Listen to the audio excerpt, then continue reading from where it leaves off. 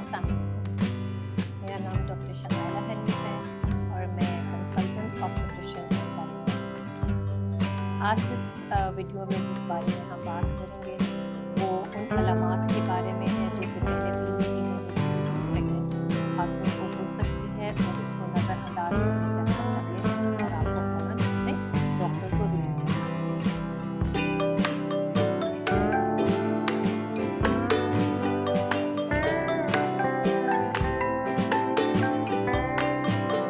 जब प्रेगनेंसी शुरू होती है तो उसके हार्मोन्स की वजह से कई चेंजेस बॉडी में आते हैं। उसमें कई अलामात ऐसे होते हैं कि फर्स्ट 3 मंथ्स में आपको नौजिया फ़ील हो सकता है, आपको वीकनेस फ़ील होती है, आपको थकावट फ़ील होती है, कईयों को नींद बहुत आने लग जाती है। तो ये इतने बॉदरसम सिम्टम्स नहीं है, ये कई ख़वातीन को होती हैं। पर कुछ ऐसे अलामात होते हैं जिसको आपने सीरियसली लेना है और अपने डॉक्टर से रुजू करनी है। तो आज हम उन सिम्टम्स के बारे में बात करेंगे। तो सबसे पहले सिम्टम है ब्लीडिंग का। प्रेगनेंसी में अमूमन 20% ख़वातीन को पहले 3 महीने में ब्लीडिंग हो सकती है। तो ये कॉमन है पर ये नॉर्मल नहीं है। ब्लीडिंग की कई वजह होती हैं। ब्लीडिंग कम हो सकती है जिसमें सिर्फ ब्राउन स्पॉटिंग के तौर पे हो सकती है और ब्लीडिंग ज़्यादा भी हो सकती है। ब्लीडिंग पेनलेस हो सकती है बग़ैर किसी दर्द के और ब्लीडिंग के साथ आपके पेट के निचले हिस्से में दर्द भी हो सकती है। तो पहली वजह कि ब्लीडिंग क्या इंडिकेट करती है, तो ये इंडिकेट करती है कि कहीं आपका मिसकैरेज तो नहीं हो रहा, आपका हमल ज़ाया तो नहीं हो रहा। ऐसी सूरत में आपने अपनी डॉक्टर को रुजू करना है या आपने हॉस्पिटल में इमरजेंसी में पहुंचना है।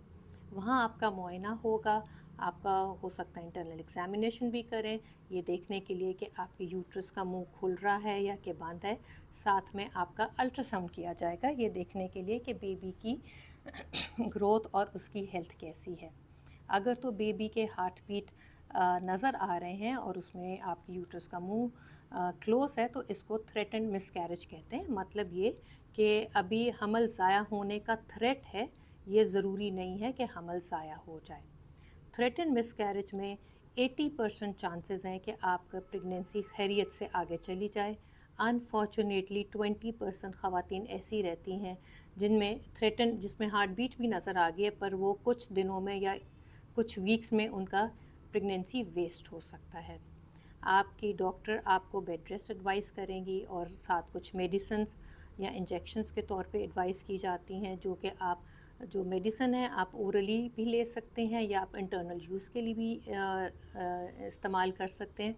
और ये प्रोजेस्ट्रोजन हार्मोन की मेडिसिन होती है जो कि आपकी प्रेगनेंसी को सपोर्ट करती है।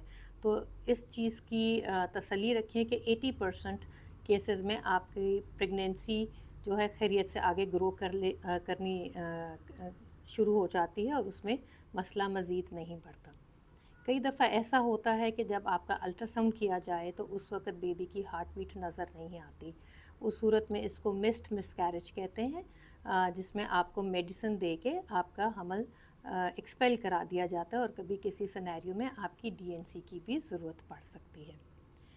ऐसा भी सिनेरियो होता है कि जब आपका अल्ट्रासाउंड करें तो उसमें कुछ ज़र्रे प्रेगनेंसी के अंदर रहते हैं और कई दफ़ा आपकी हेवी ब्लीडिंग के साथ प्रेगनेंसी के कई टिश्यूज़ या क्लॉट्स के फॉर्म में निकल भी जाता है। उसको इनकम्प्लीट मिसकैरेज कहते हैं।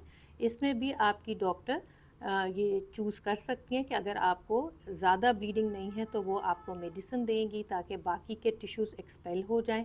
पर अगर आपको बहुत ज़्यादा ब्लीडिंग है और आपकी हीमोग्लोबिन भी कम हो रही है तो उस सूरत में वो फ़ौरन आपकी डीएनसी करके बाकी टिश्यू भी निकाल सकते हैं। तो ये बात हुई कि ब्लीडिंग क्यों होती है और आपको फ़ौरन डॉक्टर के पास जाना चाहिए।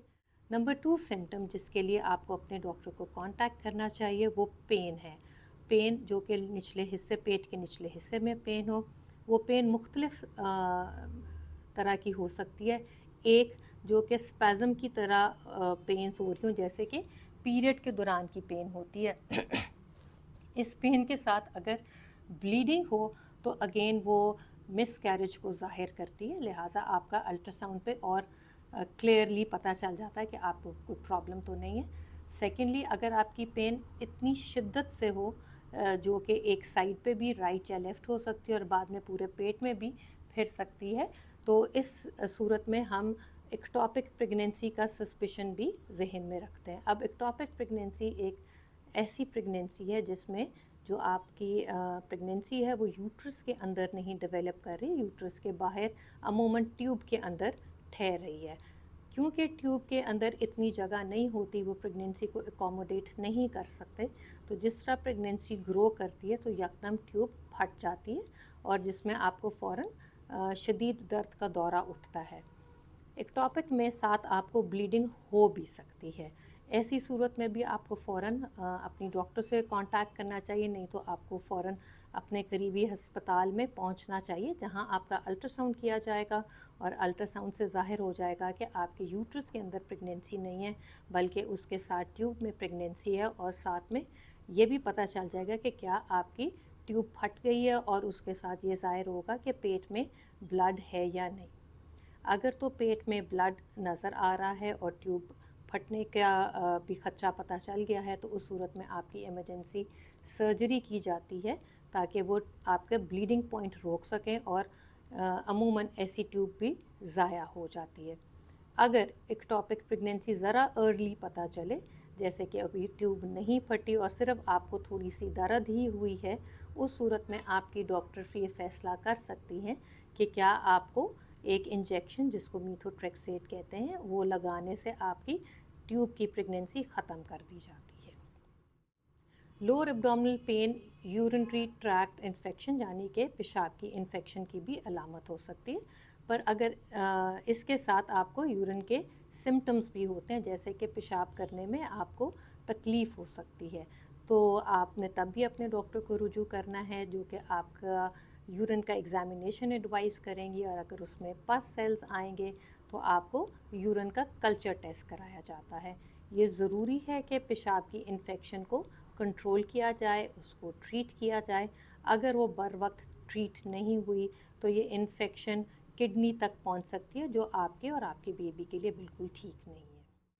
एक और सिम्टम जिसके लिए आपको डॉक्टर के पास फ़ौरन रुजू करना चाहिए वो है एक्सेसिव वॉमिटिंग्स। अगर आपको दिन में 6 या 8 दफ़ा मरतबा से ज़्यादा वॉमिटिंग्स होती हैं, यहाँ तक कि आपसे कुछ भी खाया नहीं जा रहा, यहाँ तक कि पानी भी नहीं पिया जा रहा, आपका दिन में बहुत कम पेशाब आपको हो रहा है और आपको इंतहाई वीकनेस हो रही है, तो आपने अपने डॉक्टर को रुजू करना है, क्योंकि इस एक्सेसिव वॉमिटिंग की वजह से आपकी बॉडी में एक तो पानी की कमी हो जाती है और नमकियात जिनको हम इलेक्ट्रोलाइट्स कहते हैं, इनका भी इम्बैलेंस हो जाता है। जब आप हॉस्पिटल जाएंगे आपकी डॉक्टर आपके कुछ टेस्ट एडवाइस करेंगे, जैसे कि ब्लड का टेस्ट, आपके लिवर का टेस्ट, एलएफटीज़, आपके सीरम इलेक्ट्रोलाइट्स के आपके ब्लड में जो नमकियात है उनकी कमी बेशी कैसी है, साथ में वो यूरिन का टेस्ट भी एडवाइस करेंगे। अमूमन ऐसे केसेस में आपको दाखिल किया जाता है, आपको ड्रिप्स दी जाती हैं ताकि आपकी बॉडी में पानी की कमी पूरी की जाए, साथ में आपकी नमकियात की कमी पूरी की जाती है और आपको इंजेक्शंस दिए जाते हैं ताकि आपकी वॉमिटिंग सेटल हो जाए। कई दफ़ा 1 या 2 दिन आपको खाने पीने की इजाज़त नहीं दी जाती जब तक कि आपका स्टमक इंजेक्शन से कंट्रोल में आता है, आपकी वॉमिटिंग्स कंट्रोल में आ जाती हैं और फिर आपको आहिस्ता आहिस्ता वापस लिक्विड फॉर्म में और फिर आहिस्ता आहिस्ता सॉलिड फॉर्म में आपकी न्यूट्रिशन वापस ऐड कर दी जाती है। एक और अलामत जिसमें आपको डॉक्टर के पास फ़ौरन जाना चाहिए वो फ़ीवर है, बुखार।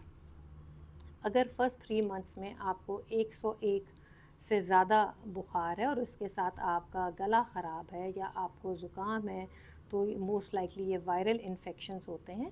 प्रेगनेंसी में कुछ वायरल इन्फेक्शंस बेबी के लिए सेफ़ नहीं होते, फॉर एग्ज़ाम्पल साइटोमेगेलोवायरस इन्फेक्शन या रुबेला इन्फेक्शन, जिसमें बेबी के डेवलपमेंट में अफेक्ट हो सकता है, तो उस सूरत में भी आपको अपनी डॉक्टर के पास जाना चाहिए, जो कि आपके ब्लड टेस्ट से ये तशख़ीस कर सकते हैं कि आपको रुबेला या साइटोमेगेलोवायरस तो नहीं है और अकॉर्डिंगली उसकी अगर कोई और बैक्टीरियल इन्फेक्शन से आपको बुखार है तो उसके लिए आपको एंटीबायोटिक्स दिए जाते हैं।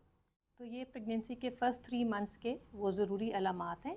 अगर आप इनमें से पेन, ब्लीडिंग, हाई फीवर, या एक्सेसिव वॉमिटिंग फेस कर रहे हैं तो अपने डॉक्टर को फ़ौरन रुजू करें। मैं उम्मीद करती हूँ कि इस वीडियो में जो इन्फॉर्मेशन दी गई है वो आपके लिए मुफीद साबित हो। अगर आपको ये वीडियो पसंद आई है तो इसको लाइक करें, शेयर करें और सब्सक्राइब करें। और अगर आपने कोई क्वेश्चन पूछना है तो आप नीचे दिए गए कमेंट सेक्शन में कमेंट कर सकते हैं। I will see you soon with some more interesting videos. खुश रहें, अपना ख्याल रखें। Have a safe and healthy pregnancy.